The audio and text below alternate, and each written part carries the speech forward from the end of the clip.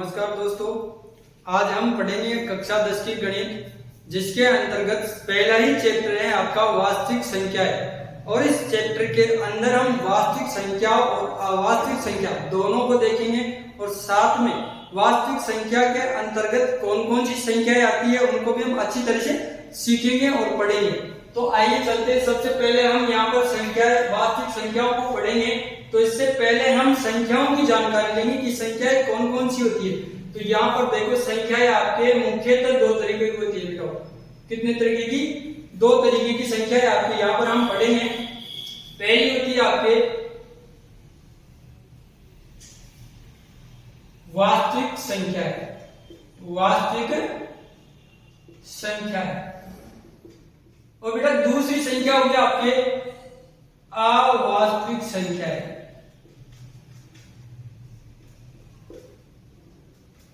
और इन्हें हम काल्पनिक संख्याएं भी बोलते हैं।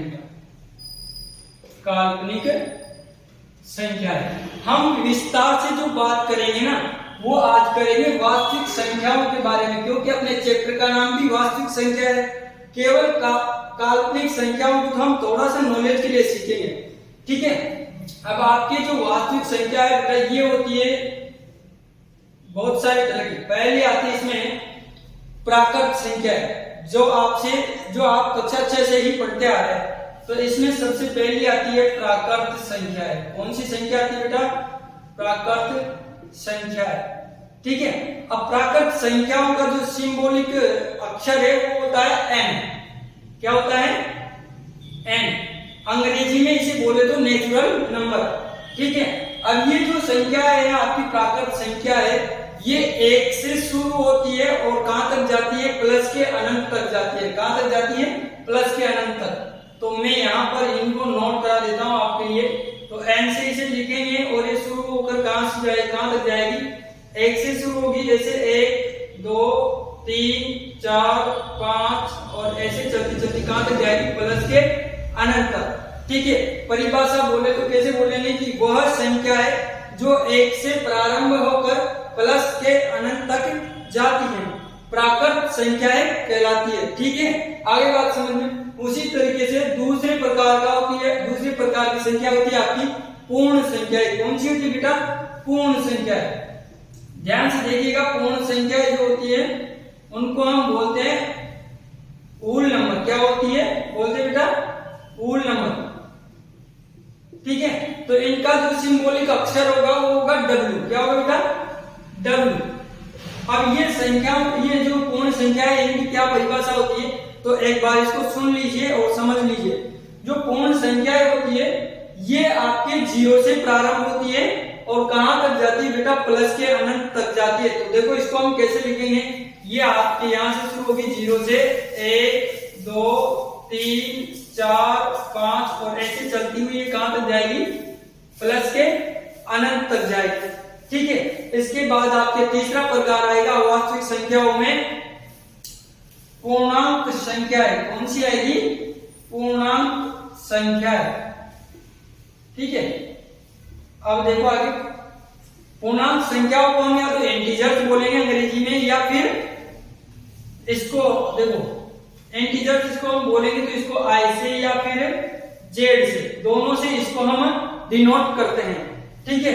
तो यहाँ पर आई का मतलब हो गया इंटीजर्स को हिंदी में बोले तो पूर्णांक संख्या है, ठीक है। अब ये कहां से प्रारंभ होती है, कहां तक जाती है, इसको अब हम देखते हैं। तो आई से इनको लिखेंगे और ये शुरू होगी माइनस के अनंत से शुरू होगी और चलती प्लस के अनंत तक जाएगी। कहां तक जाएगी बेटा?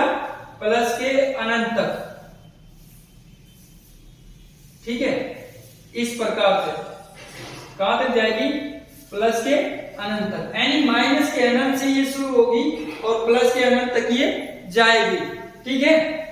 इसके बाद आपकी अगली जो संख्या आएगी वो आएगी परिमेय संख्या है। कौन सी संख्या आएगी? परिमेय संख्या। और ये सबसे इंपॉर्टेंट है, इसको ध्यान से सीखना और समझना, क्योंकि परिमेय और अपरिमेय के ही ज्यादातर क्वेश्चन आपके यहाँ पर पूछे जाएंगे प्रश्नावली के अंदर, ठीक है। तो परिमेय संख्या की हम परिभाषा भी लिखेंगे और इनके एग्जांपल्स भी हम देखेंगे। तो बेटा देखो ध्यान से, परिमेय संख्या जो होती है इसको हम क्यू से लिखते हैं। किससे लिखते हैं? क्यू से। यानी इसका सिंबॉलिक अक्षर क्या होता है? क्यू होता है। ठीक है, तो किस क्यू से इसे लिखेंगे। अब इसकी हम परिभाषा जानेंगे। सबसे पहले क्या जानेंगे? परिभाषा। तो वो होती है परिमेय संख्या की परिभाषा, आप सुने ध्यान से, कि वह सभी संख्या है, वह सभी संख्या है जिन्हें P/Q के रूप में व्यक्त कर सकते हैं, व्यक्त कर सकते हैं। परिमेय संख्या कहलाती है। क्या कहलाती है बेटा? परिमेय संख्या कहलाती है। ठीक है, अब हम जान लेते हैं कुछ संख्याओं के बारे में, कौन कौन सी संख्याएं परिमेय होती है और कौन कौन सी नहीं होती है। अब P/Q में हमने लिख लिया इसको। अब इसकी कुछ और भी शर्त होती है। क्या शर्त होती है मैं बता देता हूं आपको। यहां पर जहां पर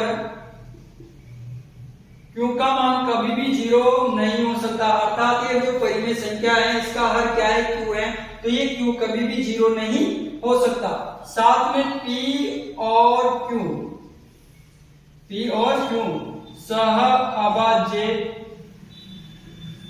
सहअभाज्य पूर्णांक हैं। क्या है बेटा?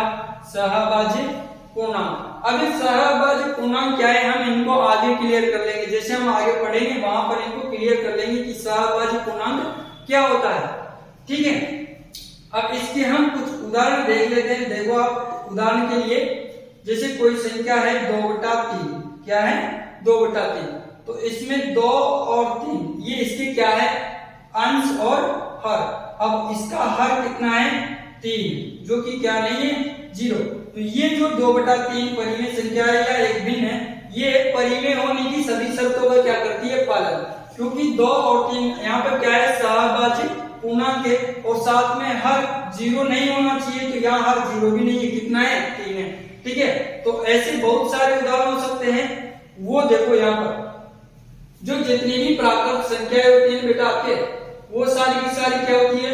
परिमेय संख्याएं होती है। क्या होती है? परिमेय संख्याएं। उसके बाद पूर्ण नंबर।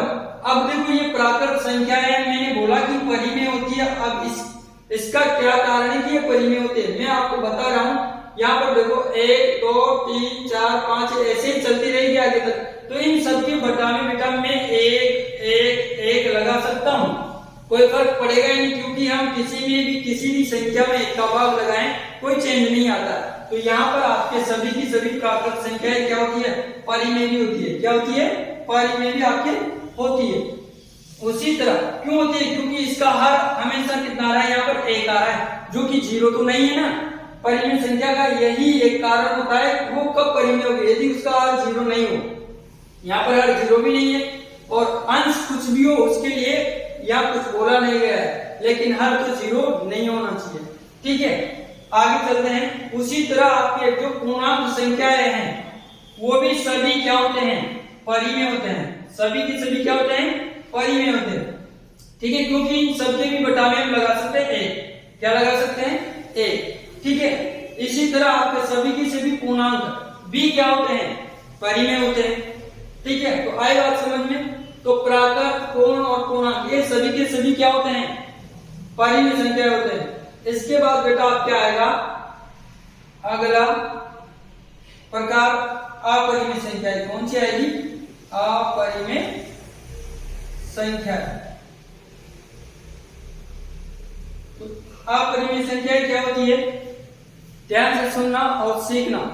तो वो सभी संख्याएं जिन्हें हम P/Q के रूप में व्यक्त नहीं कर सकते, तो हम यहाँ इसकी परिभाषा लिख देते हैं कि वह सभी संख्याएं जिन्हें P/Q के रूप में नहीं लिख सकते अपरिमेय संख्याएं कहलाती है। क्या कहलाती है? अपरिमेय संख्याएं कहलाती है। ठीक है, अब इसके हम क्या जानेंगे, उदाहरण जानेंगे, क्योंकि जैसे हमने परिमेय के उदाहरण सीखे वैसे ही हम अपरिमेय संख्याओं के भी क्या सीखेंगे, उदाहरण। तो बेटा मैं इसके उदाहरण बहुत सारे आपको बताने जा रहा हूं, तो एक एक को देखना और ध्यान से समझना। तो सबसे पहले सुनो कि वो सभी संख्या जिनका वर्गमूल नहीं निकलता, अर्थात जिनका रूट नहीं निकाला जा सकता, वो सभी की सभी क्या होगी, अपरिमेय संख्या होगी। मैं बता देता हूं आपको कौन कौन सी होगी। जैसे √2 है, √3 है, √5 है, √7 है, ऐसी बहुत सारी संख्याएं होगी जिनका वर्गमूल नहीं निकलता है, तो वो सभी क्या होंगी, अपरिमेय। इसके बाद मैं आपको एक कुछ और उदाहरण देता हूं, जैसे कि आपके पाई क्या होती है, पाई भी आपके एक अपरिमेय संख्या होती है। इसका क्या कारण है, इसकी हम आगे चर्चा करेंगे क्यों ये अपरिमेय होती है। ठीक है, आगे चलकर हम आगे वो संख्याएं भी अपरिमेय होती है जिनका दशमलव प्रसार अनवसानी अनावर्ती होता है। जैसे कि आप देखो यहाँ पर, जैसे मैं यहाँ पर लिख रहा हूं 2.241, फिर 2412, फिर 24123, फिर 241234, यानी इसमें एक ही संख्या का रिपीटेशन नहीं चलकर दशमलव के बाद प्रत्येक बार एक नया नंबर आ रहा है। इसके बाद कोई और उदाहरण ले लेते हैं, जैसे 1.001, 0001, 00001, यानी दशमलव के बाद आने वाला प्रत्येक नंबर नया है, यानी प्रत्येक बार एक नया अंक और नई संख्या आपके आ रही है। तो इस प्रकार जिन संख्याओं का दशमलव प्रसार अनवसानी अनावर्ती होता है, वो भी आपकी क्या होती है बेटा, अपरिमेय होती है। ठीक है, तो एक बार आप इन सभी जो मैंने आपको अभी समझाई है इनका स्क्रीनशॉट ले लो। अब आपने इसका स्क्रीनशॉट ले लिया है, तो अब हम आगे बढ़ेंगे और आगे ये पढ़ेंगे इसका जो मेन टॉपिक है। पहला जो टॉपिक आता है इसमें आता है यूक्लिड विभाजन प्रमेय का। क्या आता है बेटा, यूक्लिड विभाजन प्रमेय का। और इसी से आपके 1 या 2 नंबर के क्वेश्चन पूछे जाते हैं एग्जाम के अंतर्गत। ठीक है, तो पहली प्रमेय आएगी आपकी यूक्लिड विभाजन प्रमेय का। ठीक है, अब मैं आपको थोड़ा सा कक्षा 9 की ओर ले चलूंगा। तो बेटा आपने कक्षा 9 को अच्छे से पढ़ा हो तो वहां पर भी पहली प्रश्नावली में आपने एक प्रमेय पढ़ी थी जिसका नाम था शेषफल प्रमेय। ये यूक्लिड विभाजन प्रमेय का उसी का नाम है, सेम वही है, केवल नाम चेंज हुआ है। आपने वहां पर हिंदी में पढ़ा था ऐसे कि भाज्य बराबर भाजक इनटू भागफल प्लस शेषफल। ठीक है बेटा, ये चीज आपने कक्षा 9 में पढ़ी थी। ठीक है, अब इसी को हम यहाँ किस नाम से जानते हैं, यूक्लिड विभाजन प्रमेय का। ठीक है, अब ये आय कैसे, इसकी जरूरत क्यों पड़ी, उसके बारे में भी हम चर्चा करेंगे एक एक करके। देखो पहली बात तो यूक्लिड विभाजन प्रमेय का यूज क्या है। अब इसके 2 तरह के यूज है। कितने तरह के यूज है बेटा, 2 तरह के। पहला उपयोग तो इसका होगा, कोई दिया हुआ कथन होगा आपके प्रश्न में, उस कथन को सत्य सिद्ध करने में ये काम आएगी। कौन सी प्रमेय, यूक्लिड विभाजन प्रमेय का। दूसरा आपके होगा इस यूक्लिड विभाजन प्रमेय का के द्वारा संख्याओं का एचसीएफ ज्ञात करना। ठीक है, तो पहले हम इस यूक्लिड विभाजन प्रमेय का उत्पत्ति कर लेते हैं। क्या कर लेते हैं, उत्पत्ति, मतलब ये आएगी कैसे। तो आपने छोटी क्लासों से ही पढ़ते आ रहे हो आप कि हम 2 संख्याओं यदि अपने पास है, जैसे 55 है और यहाँ पर एक 4 है, तो हम क्या करते हैं 55 में 4 का भाग लगाते हैं। हमेशा बड़ी संख्या में छोटी का भाग लगाते हैं। तो किस प्रकार भाग देते हैं अपन बेटा, ऐसे ऐसे देते हैं। जैसे 55 में हम भाग लगाएंगे 4 का, तो 4 का भाग कितनी बार जाएगा, 13 बार। कितनी बार जाएगा, 13 चौक 52। एक होगा ना, फिर घटाएंगे तो कितना बचेगा, 2। तो अब यहाँ पर मैं बताता हूँ आपको क्या क्या चीज, कौन सी चीज क्या कहलाएगी। यहाँ पर जो आपके लास्ट में बचेगा इसे हम बोलते हैं शेषफल। क्या बोलते हैं बेटा, शेषफल।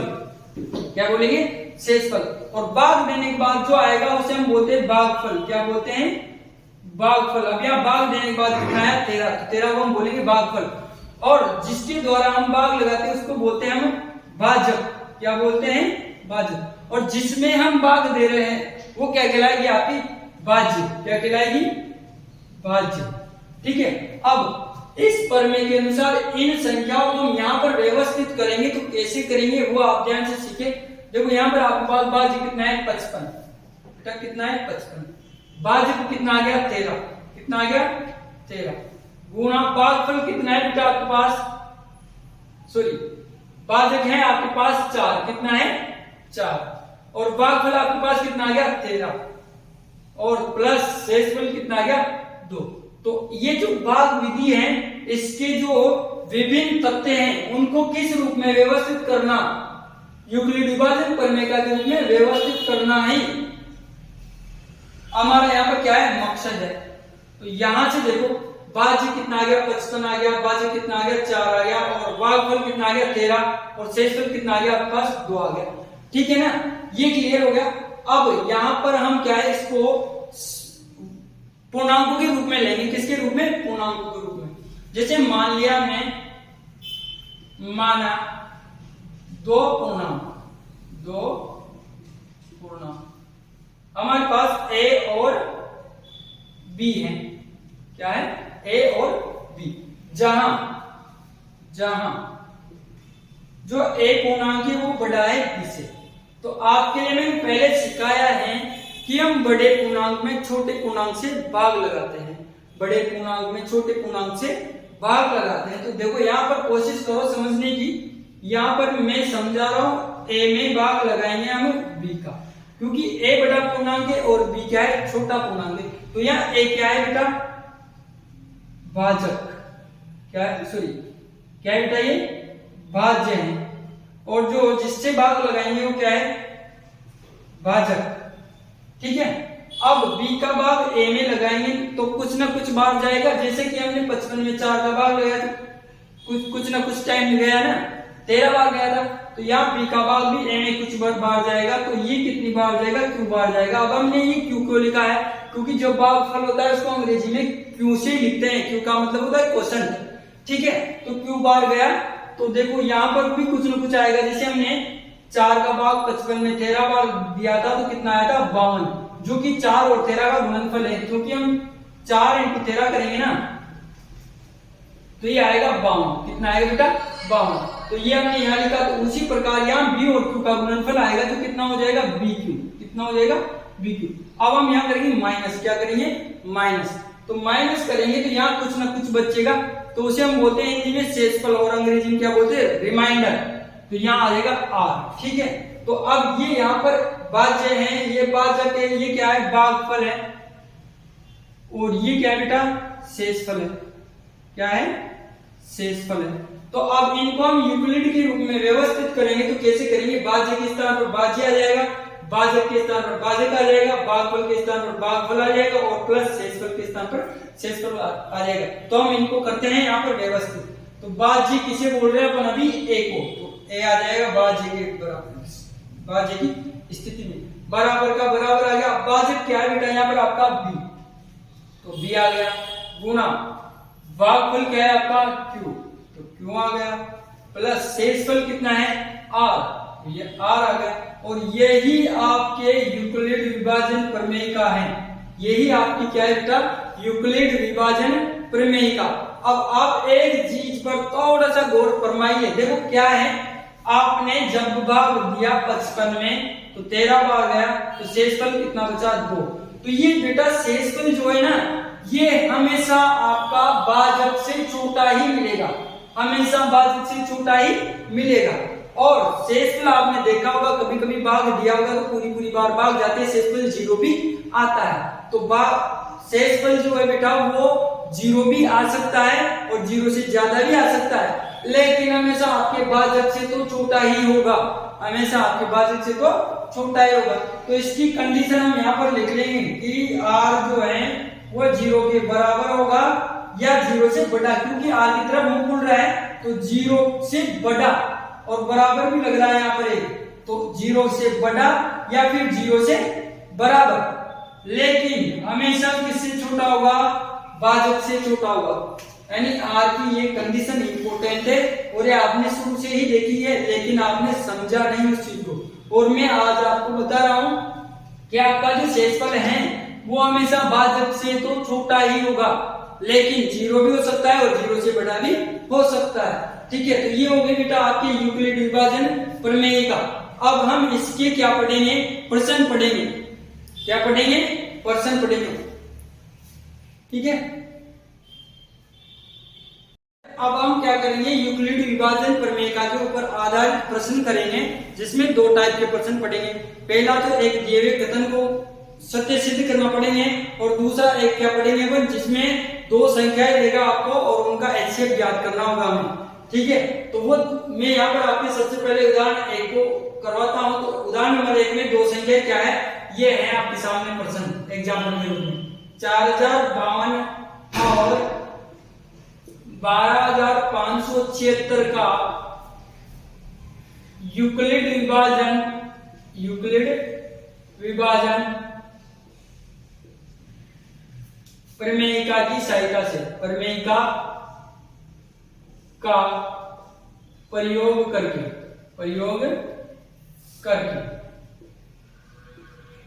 एचसीएफ ज्ञात करो। ये प्रश्न है बेटा आपके।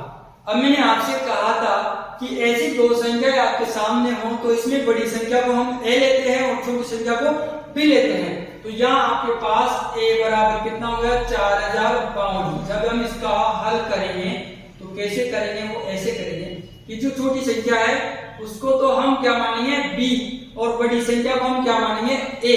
तो यहाँ पर छोटी संख्या है 4052, तो इसको हम मानेंगे बी, और छोटी संख्या क्या है 12576, तो इसको हम मानेंगे ए। ठीक है, क्लियर है इतना काम। अब हम क्या करेंगे, यूक्लिड विभाजन प्रमेयिका से इसके एचसीएफ ज्ञात करेंगे। तो देखो यहाँ पर यूक्लिड विभाजन प्रमेयिका लगा देंगे, तो क्या लगा देंगे, यूक्लिड विभाजन प्रमेयिका। ठीक है, अब वो आपको अच्छे से याद है क्या होती है, वो होती है कि a बराबर बी क्यू प्लस आर, जहां आर के लिए कंडीशन भी मैंने लिखी थी कि इसका मान 0 के बराबर या 0 से बड़ा, लेकिन बी से छोटा होता है। अब तुम्हें पता है जो बड़ी संख्या है वो a है, छोटी संख्या जो है b है, तो उनको हम लिखते हैं a के स्थान पर a लिखो, b के स्थान पर b लिखो। तो a में क्या आ जाएगा 12576 और बराबर में b के स्थान पर आ जाएगा बेटा 4052। अब आप बोलोगे सर आपने a और b तो लिख दिया, लेकिन ये q और r कैसे आएंगे। तो मैंने पहले जब इसका बेसिक पढ़ाया था उसमें ये q और r कैसे आया था, भाग देने के बाद आया था ना। तो यहाँ पर भी हम छोटी संख्या का भाग बड़ी में लगाएंगे तो क्या आ जाएगा, q और r आ जाएगा। तो इधर देखो 12576 में भाग लगाएंगे कितने का, 4052 का। तो ये कितनी बार जाएगा, 3 बार जाएगा। कितनी बार जाएगा, 3 बार। तो कितनी टाइम, 3 दूनी 6, 5 तिया 15 का 5 बचेगा 1, तो ये 1 और 4 तिया 12, तो 12156 बार गया। तो अब घटाओ तो कितना बचेगा, 0, 7 में 5 जाएगा तो 2 और ये 4 में से 5 में से जाएगा तो 4 और ये इधर 0, तो बचा कितना बेटा 420। 4052 का भाग हमने 12576 में लगाया तो 3 बार गया और आपका जो शेषफल बचा वो कितना बचा, 420। तो आपका जो अब क्या आएगा, भाज्य बराबर भाजक इनटू ये भागफल ही तो है बेटा, ये भाज्य बराबर भाजक इनटू भागफल। अब भागफल कितना आया आपके पास, 3। कितना आया, 3 प्लस ये आर क्या है, रिमाइंडर अर्थात शेषफल। तो शेषफल कितना है आपके पास, 420। ठीक है, यहाँ पर आपके आर का मान 0 नहीं हुआ और हम एचसीएफ जब इस यूक्लिड विभाजन प्रमेयिका से ज्ञात करेंगे तो तब तक इसको हल करते रहेंगे जब तक आपके यहाँ पर आर की जो वैल्यू है 0 नहीं आ जाए। ठीक है, तो अब यहाँ तक हमने करा तो यहाँ आर 0 नहीं हुआ, अर्थात कितना है, 420 है। तो हम इसको आगे हल करेंगे तो देखो बराबर के राइट हैंड की तरफ दो बड़ी संख्याओं का चयन करेंगे। तो दो बड़ी संख्याएं कौन है, राइट हैंड की तरफ यानी दाएं हाथ की तरफ ये और ये। तो इनमें से बड़ी संख्या जो भी उनको इधर लिख देंगे, जैसे यहाँ पर लिख दिया हमने 4052 और इससे छोटी संख्या क्या थी 420, तो इसको बराबर में लिख दिया यहाँ पे 420। अब अपने पास ए और बी की पोजीशन तो है, ए की स्थिति में भी संख्या है, बी की स्थिति में भी संख्या है। अब क्यों और आर की स्थिति में संख्या नहीं है, तो दोबारा से क्या करेंगे बेटा, भाग लगाएंगे। तो यहाँ पर लगाएंगे हम 4052 में भाग कितने का लगाएंगे, 420 का। कितने का, 420 का। तो बेटा ये कितनी बार जाएगा, 9 बार जाएगा। कितनी बार जाएगा, 9 बार। तो ये 0 का 0, 8 9 दूनी 18 का 8, बचेगा 1, तो 9 चौक 36 और 1 37, यानी जाएगा 3780 बार। तो 2 में से 0 जाएगा तो 2, 15 में से 8 जाएगा तो 7, ठीक है। और यहाँ पर 9 में से 7 जाएगा तो 2, और यहाँ पर कितना बचेगा, 0। तो ये कितना बच गया बेटा, भाग तो गया आपके 9 बार और बच कितना गया, 272। कितना बच गया, 272। अब वापस वही प्रोसेस चलेगी आगे, क्योंकि यहाँ पर R0 तो आया नहीं है, ठीक है। तो हम क्या करेंगे, बड़ी संख्या का चयन करेंगे। दो बड़ी संख्या होगा, एक तो 420 है, 272 है। तो 420 को तो लिख देंगे इधर और बराबर में लिख देंगे 272 को। अब वापस अपने पास ए और बी की पोजीशन में तो अपने पास संख्या है, केवल क्यू और आर नहीं है। तो वापस से हम क्या करेंगे बेटा, भाग लगाएंगे। क्या करेंगे, भाग लगाएंगे।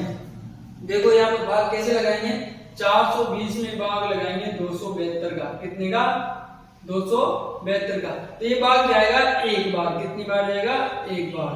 तो अब हम घटाएंगे तो कितना बचेगा, 8 और यहाँ पर